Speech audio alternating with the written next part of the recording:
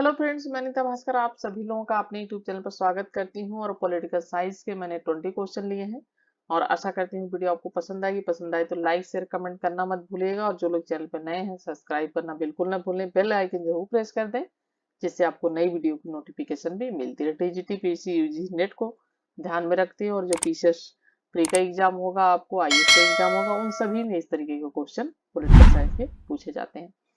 और वीडियो पसंद आने पे कमेंट जरूर करें। और चलिए फर्स्ट क्वेश्चन पे चलते हैं। और फर्स्ट क्वेश्चन है, भारतीय संविधान में अवशिष्ट अधिकारों को किसको दिया गया है? संघीय सरकार, राज्य सरकार या दोनों को दिया गया है? नहीं राज्य सरकार को दिया गया, नहीं संघीय सरकार को। राइट ऑप्शन क्या हो जाएगा? Option A. तो अवशिष्ट शक्तियां जो है वो संघीय सरकार को दिया गया है। सेकेंड क्वेश्चन है, भारत में वह मंत्री जो संसद के दोनों सदनों में से किसी सदन का भी सदस्य नहीं है उसे मंत्री पद से नियुक्त हो जाना पड़ता है। तो कब तक? 6 मास, 1 वर्ष या 2 वर्ष या 3 वर्ष बाद? राइट ऑप्शन हो जाएगा 6 मास। ठीक है, क्योंकि देखिए भारत में मंत्री किसी भी सदन से लिए जा सकते हैं और उस व्यक्ति को भी मंत्री नियुक्त किया जा सकता है जो दोनों में से किसी सदन का सदस्य ना हो, यानी दोनों में से किसी भी सदन का सदस्य ना हो, लेकिन उसके लिए यह आवश्यक है कि वह 6 महीने के भीतर किसी एक सदन का मनोनीत अथवा निर्वाचित सदस्य जरूर बन जाना चाहिए। ठीक है, तो 6 मास के अंतर्गत ये हो जाना पड़ता है। थर्ड क्वेश्चन है, किसी राज्य का लोकसभा व राज्यसभा में प्रतिनिधित्व सबसे अधिक है? किस राज्य का? उत्तर प्रदेश, मध्य प्रदेश या महाराष्ट्र या आंध्र प्रदेश? राइट ऑप्शन हो जाएगा हमारा उत्तर प्रदेश। तो उत्तर प्रदेश में देखिए राज्यसभा की कितनी सीटें हैं? राज्यसभा की 34 है। ठीक है, सीटें। और लोकसभा की कितनी है? लोकसभा की 85 है। ठीक है, ये है राज्यसभा की और 85 सीटें हैं इसकी लोकसभा की। ठीक है, लोकसभा की 85 सीटें 85। तो उत्तर प्रदेश में राज्यसभा और लोकसभा का जो प्रतिनिधित्व है वो सबसे अधिक है। और विधानसभा का भी प्रतिनिधित्व यहाँ पे सबसे अधिक है। विधानसभा की कितनी सीटें हैं? विधानसभा की हैं 403। ठीक है, ये है सीटें। चलिए फोर्थ क्वेश्चन है, निम्न कथनों पर विचार कीजिए और अंत में दिए गए कूट से सही उत्तर चयन कीजिए। ऑप्शन ए है, भारत के संविधान में संघीय प्रणाली का प्रावधान है। और बी है, उसने बहुत शक्तिशाली केंद्र की रचना की है। और राइट ऑप्शन क्या हो जाएगा? दोनों ए और आर सही है। और बी जो है वो ये का क्या है? बी वो है इसका सही स्पष्टीकरण है। तो फोर्थ क्वेश्चन है और फोर्थ क्वेश्चन का जो राइट ऑप्शन हो जाएगा वो क्या हो जाएगा?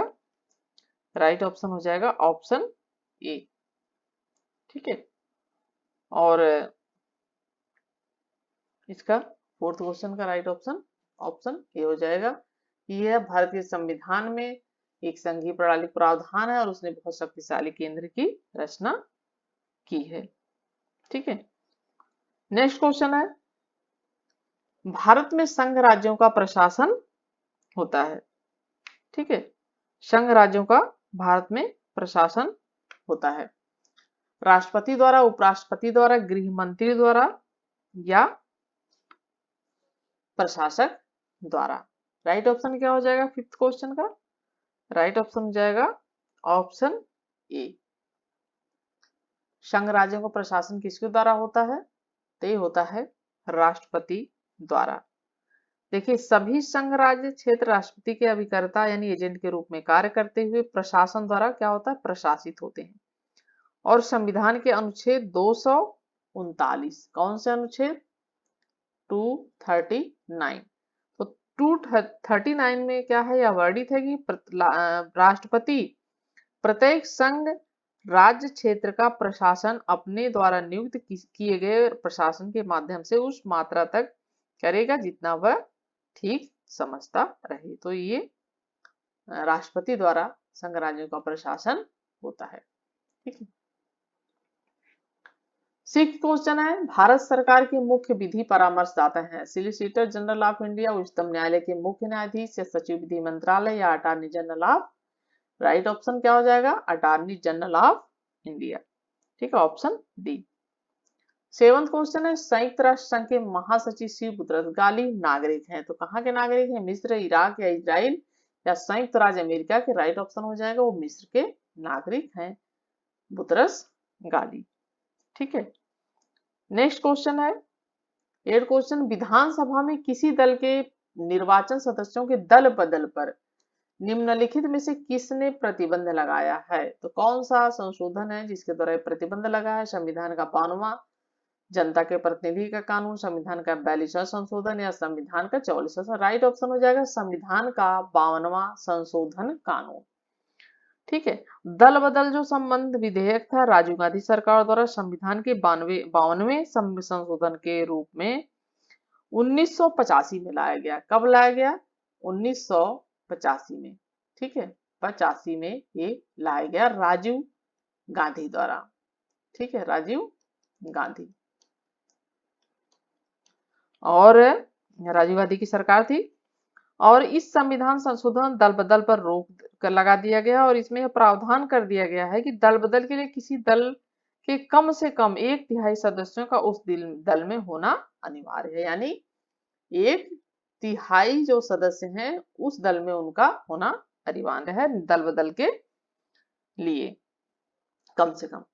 ठीक है, 9वां क्वेश्चन है, संपत्ति का अधिकार एक मौलिक अधिकार, नैसर्गिक अधिकार या वैधानिक अधिकार, कानूनी अधिकार? तो संपत्ति का जो अधिकार है वो देखिए 44वें संविधान संशोधन द्वारा ये इसमें परिवर्तन किया गया, और संपत्ति का अधिकार क्या है? आप सिर्फ एक विधिक अधिकार या कानूनी अधिकार आप कह सकते हैं। तो ये एक विधिक अधिकार है, कानूनी अधिकार है संपत्ति का अधिकार। ठीक है, और संपत्ति का अधिकार 44वें संशोधन द्वारा अनुच्छेद 31, ठीक है, अनुच्छेद 31 में संशोधन करके संपत्ति के जो मूलाधिकार को समाप्त कर दिया है, और अब संपत्ति का अधिकार अनुच्छेद 300 क। ठीक है, कौन सा? 300 क। तो 300 क में वर्णित एक विधिक कानूनी अधिकार बन गया है। ठीक है, और पहले किसमें था ये? अनुसंधान, इसमें अनुच्छेद 31 में। ये भी पूछ लेता है पहले किसमें था संपत्ति का अधिकार, और कौन सा संशोधन था ये ध्यान रखें, 44वां। ठीक है, इसमें 2 ही 3 चीजें इसमें इंपॉर्टेंट है। 10वां क्वेश्चन है, भारतीय संविधान के अनुच्छेद 25 का संबंध है समानता के अधिकार से, या संपत्ति के अधिकार से, या धर्म की स्वतंत्रता से, या है इनमें से कोई नहीं? ठीक है, भारतीय संविधान का अनुच्छेद 25 का संबंध है। तो 10वां क्वेश्चन है, और राइट ऑप्शन क्या हो जाएगा हमारा? 25 का संबंध धार्मिक स्वतंत्रता के अधिकार से है, धर्म की स्वतंत्रता से है। ठीक है, नेक्स्ट क्वेश्चन है अमेरिका संविधान में बिल ऑफ राइट्स किस संशोधन द्वारा जोड़ा गया? 13वें संशोधन द्वारा, 14वें संशोधन द्वारा, 15वें संशोधन है, प्रथम 10 संशोधनों द्वारा? राइट ऑप्शन क्या हो जाएगा? ऑप्शन डी, प्रथम 10 संशोधनों द्वारा 1791। ठीक है, 1791 में प्रथम 10 संशोधन करते हुए मौलिक अधिकारों को जोड़ा गया, और इसका अनुकरण आयरलैंड, जापान, भारत और अन्य अनेक देशों द्वारा किया गया। ठीक है, तो ये जो मौलिक अधिकार है ये यहाँ पे जोड़ा गया 15वें प्रथम 10 संशोधन 1791। 12वां क्वेश्चन है, चीन ने स्वीकार किया है बहुदलीय पद्धति, द्विदलीय पद्धति, एक दलीय पद्धति या दल रहित पद्धति? और 12वां क्वेश्चन का राइट ऑप्शन क्या हो जाएगा? सी हो जाएगा, एक दलीय पद्धति। चीन में एक दलीय पद्धति को मान्यता दी गई, जबकि भारत में देखिए बहुदलीय पद्धति अपनाई गई, और अमेरिका में द्विदलीय पद्धति। अमेरिका में क्या है? ये द्विदल है इसमें। ठीक है, द्विदलीय पद्धति है यहाँ पे अमेरिका में, और भारत है बहुदलीय पद्धति, और यहाँ पे चीन एक दलीय पद्धति अपनाई गई है। ठीक है, 13वां क्वेश्चन है, उपलब्ध समय के अनुसार काम का विस्तार होता जाता है, यह कथन किसका है? Peter Drucker, Northcote, Parkinson, Frederick Taylor, Elton Mayo? 13वां क्वेश्चन का राइट ऑप्शन क्या हो जाएगा? Option B, Northcote, Parkinson. 14वां क्वेश्चन है, निम्न में से किस देश में नौकरशाही की शुरुआत दूध प्रथा के रूप में हुई? Britain, America, Bharat, France? 14वां क्वेश्चन का राइट ऑप्शन है ऑप्शन बी, लूट प्रथा यानी नौकरशाही की शुरुआत कहां पे हुई? अमेरिका में। 15 क्वेश्चन निम्न में से किस संविधान द्वारा क्या सुनिश्चित निम्न में से संविधान द्वारा क्या सुनिश्चित किया जाता है? कार्यपालिका की शक्तियां, शासक और शासित के बीच संबंध, सरकार की विभिन्न संस्थाओं के बीच संबंध, उनकी संरचना और उपयुक्त सभी। तो देखिए क्या है, सभी चीजें सही सही हो जाएंगी इसमें। उपयुक्त सभी चीजें संविधान द्वारा सुनिश्चित की गई। कार्यपालिका की शक्तियां हैं, शासक और शासित के बीच संबंध है, विभिन्न संस्थाओं के बीच संबंध, उनकी संरचना, सभी चीजें हैं शामिल। 16 क्वेश्चन है, नौकरशाही की नियुक्ति का आधार है? अस्थायी सरकार, अस्थायी सरकार, विशेष कार्य की समाप्ति तक, दिन के दिन वेतन यानी दैनिक वेतन पर। पोस्ट कार्ड ये 16 क्वेश्चन का क्या आंसर हो जाएगा? 16 क्वेश्चन का आंसर हो जाएगा ऑप्शन बी, अस्थायी सरकार। नौकरशाही की नियुक्ति का आधार क्या है? अस्थायी सरकार है। ठीक है, नेक्स्ट क्वेश्चन है 17 क्वेश्चन, पोस्ट कार्ड की अवधारणा दी गई है? लूथर गुलिक द्वारा, एल.डी. वाइट द्वारा, बिलोबी द्वारा, गिलक्रिस्ट द्वारा। तो राइट ऑप्शन है ऑप्शन ए, लूथर गुलिक द्वारा पोस्ट कार्ड की अवधारणा दी गई है, लूथर गुलिक द्वारा। ठीक है, चलिए, भारत में एकलव्य समिति की स्थापना हुई थी निम्नलिखित में सुधार करने के लिए? कैबिनेट प्रणाली, केंद्र राज्य संबंध, आंग्ल भारतीयों हेतु विशेष प्रावधान, भारतीय प्रशासन। 18 क्वेश्चन का हमारा राइट ऑप्शन क्या हो जाएगा? ऑप्शन डी हो जाएगा, भारतीय प्रशासन। नेक्स्ट क्वेश्चन है 19 क्वेश्चन, भारत जैसे विकासशील समाज में लोक प्रशासन की प्रत्यक्ष भूमिका निम्नलिखित में से कौन सी है? राजस्व जुटाना, विधि और व्यवस्था, सामाजिक आर्थिक पुनर्निर्माण, सहभागिता, पूर्ण प्रबंधन। तो राइट ऑप्शन 19 क्वेश्चन का क्या हो जाएगा? राइट ऑप्शन है ऑप्शन बी, विधि और व्यवस्था। विकासशील समाज में लोक प्रशासन की प्रत्यक्ष भूमिका कौन सी है? विधि और व्यवस्था है। 20 और लास्ट क्वेश्चन है, संयुक्त राष्ट्र संघ का प्रथम सेक्रेटरी जनरल कौन था? डॉग हैमरशोल्ड, कोफी अन्नान, यूथांट या ट्रिग्वे ली। 20 क्वेश्चन का राइट ऑप्शन क्या हो जाएगा? ऑप्शन डी, ट्रिग्वे ली। 1 फरवरी देखिए 1946 को नॉर्वे के ट्रिग्वे ली, ठीक है, ये कहाँ के थे?